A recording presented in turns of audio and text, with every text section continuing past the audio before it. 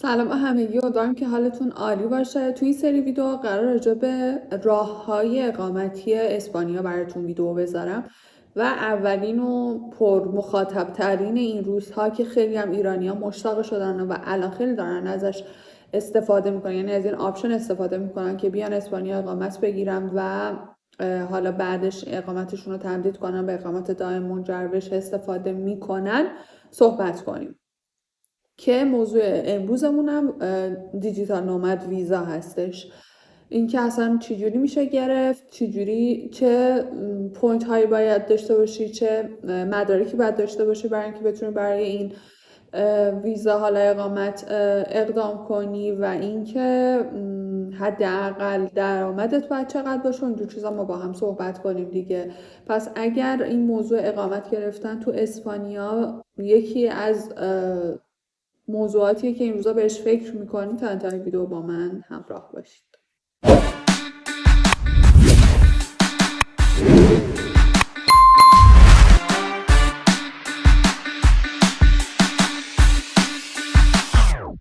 خب بریم سراغ اصل مطلب.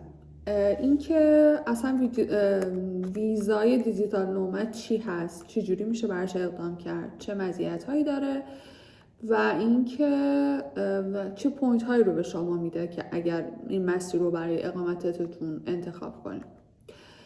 اولین چیزی که باید خدمتتون عرض کنم اینه که اصلا این دیجیتال نومد چی هست. دیجیتال نومد یه نوع ویزاه که به شما در نهایتش اقامت 3 ساله میده و بعد از اونم که شما میتونید تمدید کنین و 5 ساله و لارگا یا همون اقامت دائمتون رو بگیرید.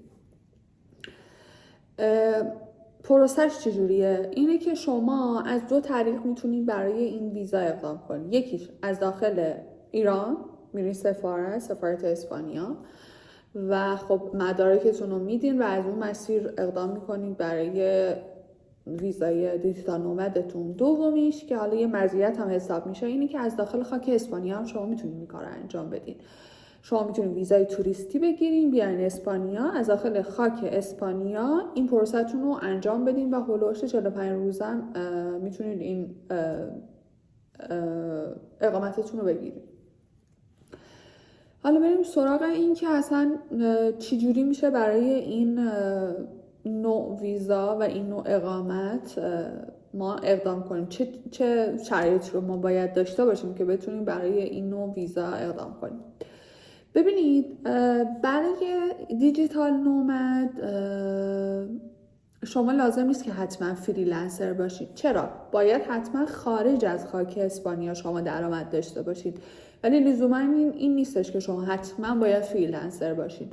شما میتونید مدارکی رو تهیه کنین داله بر این که تو کشور خودتون شرکت دارین، درآمد دارین، منابع دارین، هر چیزی که منبع مالی شما هست رو میتونید نشون بدید. حالا یکی شرکت داره، یکی نمیدونم کار کارمندی داره، در کنارش حالا پوزیشن های دیگه ای رو کار میکنه که ازش یه درآمد و اینکامی داره که میتونه ثابت کنه.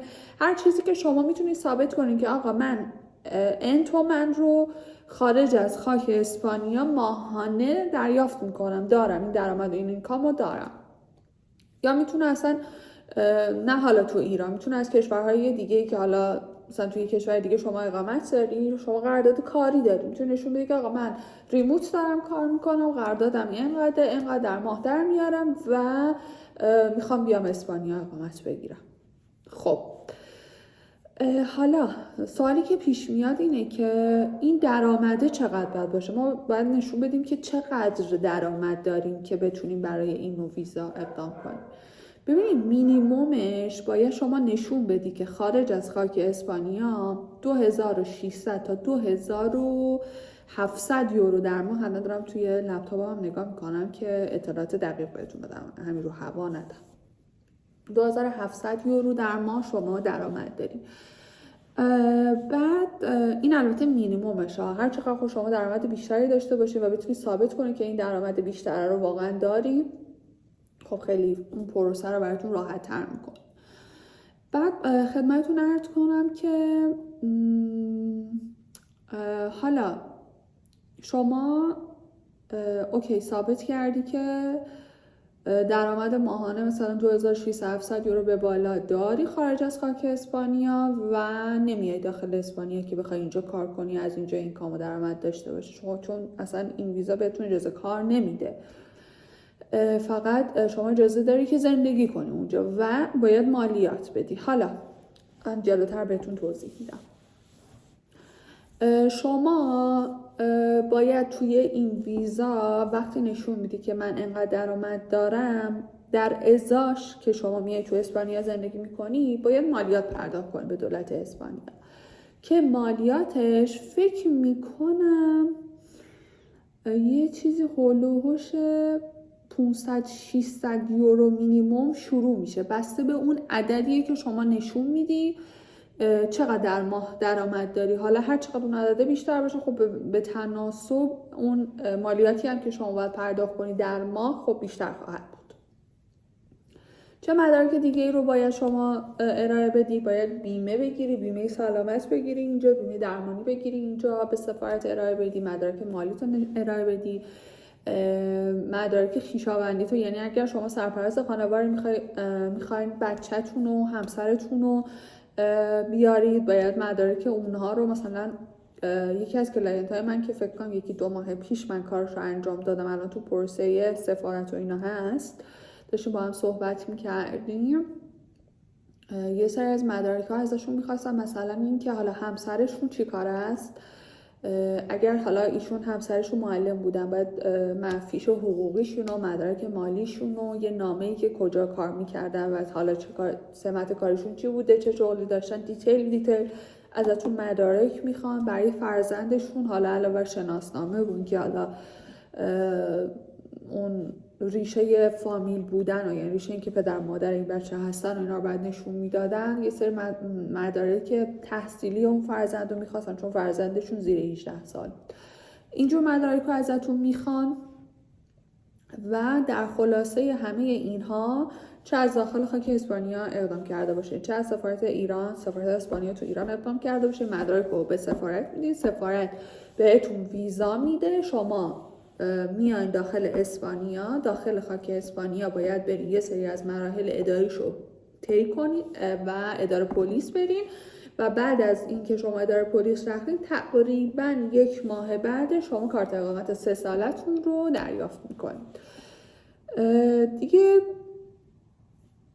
بخوام خیلی سریع مزیتش رو بگم اینه که مزیتش اینه که خب اقامت 3 ساله بهتون میدن، بعد از 3 سال میتونید 5 ساله رو دائمش کنین و حالا بعد از اون 10 سال هم میتونین پاسپورتتون رو بگیرین. بعد خدمتتون عرض کنم که اعضای خانواده‌تون رو میتونین زیر گروه خودتون باهاشون اقدام کنین و اعضای خانواده‌تون هم بیارین. دیگه خدمتتون عرض کنم که چه مزایای خیلی سریع انجام میشه، پروسش خیلی سریع به نسبت الان این سنگ‌هایی که دارن جلو پای ایرانی‌ها میندازن اخیراً تو همه جای دنیا، ولی خب این مسئله سریع‌تر، خیلی اومدن، خیلی دارن استفاده میکنن. و اینکه خدمتتون عرض کنم که خب حالا مثلا چه معایبی داره اینه که خب شما ماهانه مالیات پرداخت کنی و مالیات هم میگم بسته به اون عددی که شما میخواین نشون بدین در ماه در میارین متغیره، ولی از مینیمم 500-600 یورو در ماه بسته به این شهری که شما قرار توی زندگی کنید، مثلا والنسیا، بارسلون، مادرید، هر کدوم مالیات مختلف خودشون دارن، بعد مالیات پرداخت کنید. بعد از معایب دیگه هم که هست اینه که خب اجازه کار ندارین، یعنی شما صرفاً فقط باید از خارج خاک اسپانیا اینکام داشته باشی، درآمد داشته باشی، نمیتونی از داخل خاک اسپانیا درآمد داشته باشی. پرانتز باز کنم، میگن که شما به اندازه 10% از هزینه ماهانه‌تون میتونید به صورت پاره وقت یه کاری رو تو اسپانیا داشته باشین، یعنی اینکام جزئی رو میتونید داشته باشین داخل خاک اسپانیا، ولی نمیتونید مثلا بری کار تخصصی پیدا کنید چون اصلا اجازه کار نداره. دیگه فکر میکنم هر اون چیزی که نیاز بود خدمتتون عرض کردم. بیارم چک لیستمو چک کنم. فکر میکنم آره هر اون چیزی که بود و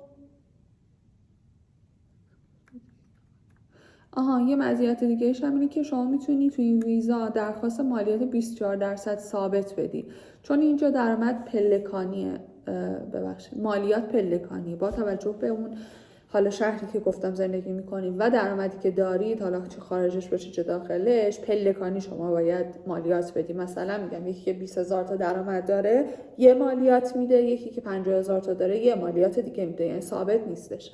ولی خب شما میتونید درخواست مثلا 24% ثابت مالیات بکنید، که البته من اینو بازم پرانتز باز کنم، اینو نشنیدم کسی این کار رو انجام داده باشه و همشون وقتی اومدن یه مالیات مینیموم از همون درآمدی که خودشون اعلام کردن رو دارن پرداخت می‌کنن. یعنی نرفته کسی بگه آقا من می‌خوام 24% ثابت بدم مالیات بدم.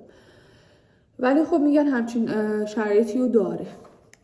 دیگه خدمتتون عرض کنم که فکر می‌کنم هر چیزی که لازم بود و خدمتتون عرض کردم دیگه. همین.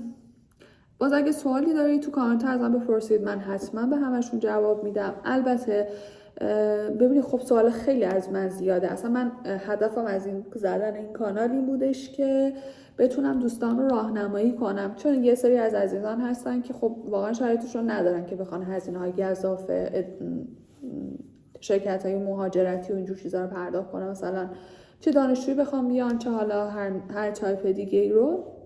هدف از زدن این کانال بوده که هم بتونم مطالب قابل قبولی رو به درد بخوری رو در اختیار شما عزیزان قرار بدم، هم که کمک بشه تو فهمیدن اون مسیری که میخواین برای مهاجرتتون انتخاب کنین. یه سری اطلاعات پایه از اینجا از اسپانیا بهتون میدم که گاهن خب خیلی جاها به دردتون خورده، ولی خب خیلی سوالهای روزانه چه تو کامنت ها چه حالا توی این اینستاگرامم، چون من خودمم تو کار مهاجرتم و این مسیرها رو انجام میدم برای بچه‌ها، مخصوصا از روی حالا مهاجرت تحصیلی. خیلی سوالا زیاده تو تلگرام، تو واتساپ خیلی از من سوال میشه، شاید نرسم همشون رو جواب بدم توی کامنت ها یا توی این اینستاگرام. یه لینک سعی میکنم در آینده زود یه لینک کانال تلگرام درست کنم بذارم تو بایوی کانال، که اونجا حالا هر کی هر سوالی داره بپرسه و حالا اگر مشاوره‌ای نیاز داشتن، وقتی مشاوره‌ای میخواستن، همین اون چیزا رو بشه اونجا ارنج کرد بهتر. خلاصه کلام این که این از دیجیتال نومد بود. میگم اگه سوالی داشتید تو کامنت ها بپرسید، تا اونجایی که در توانم باشه به همشون پاسخ میدم دیگه. همین. مرسی تا انتهای ویدیو با من همراه بودید و امیدوارم بهترین مسیرها رو برای آیندهتون، برای مهاجرتتون اقدام کنید و تو هر جای این دنیا هستید موفق و پیروز باشید.